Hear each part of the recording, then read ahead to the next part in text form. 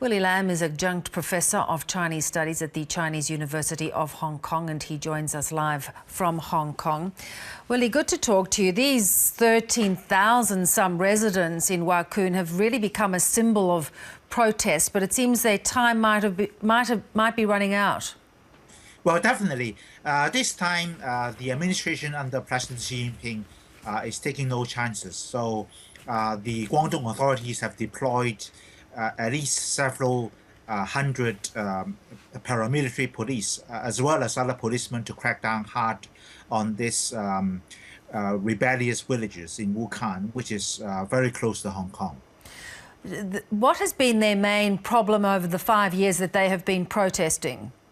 Well, the protests initially broke out in 2011 because of illegal land grab. Multi-million dollars worth of land was taken away from the peasants for development, but without any compensation being paid to the villagers. So as a result, the Guangdong government at the time allowed the villagers to re-elect a new team of leaders whom they trust. However, a few months ago, Mr. Lin, the leader who enjoyed the trust of the people, was arrested, apparently on trumped-up charges, and he was a few weeks ago sentenced to 3 years in jail. So this sparked off another wave of protests. Of course, illegal land grabbing has been going on right across China. Why was this particular village allowed to carry out these protests? Were they a kind of example to see how that kind of democracy might work?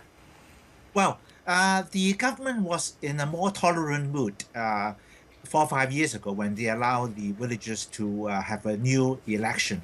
However, after President Xi Jinping took over in 2012, and particularly when the economic growth is now in jeopardy, President Xi is paranoid about protests in rural and urban areas. So that's why this current crackdown using draconian measures, I think, is an example which Beijing wants to set to warn potential so-called troublemakers in other parts of the country not to follow the example of Wukan. Yes, a much broader message. How concerning is it to you that journalists were roughed up and held for a period of time?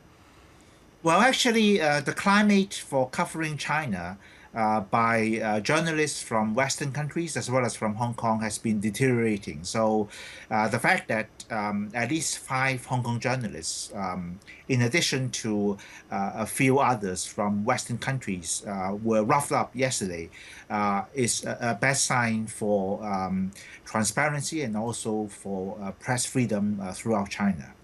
And to your mind, do you think that this crackdown on dissent, this kind of almost sort of blanket oppression, is going to continue by Xi Jinping?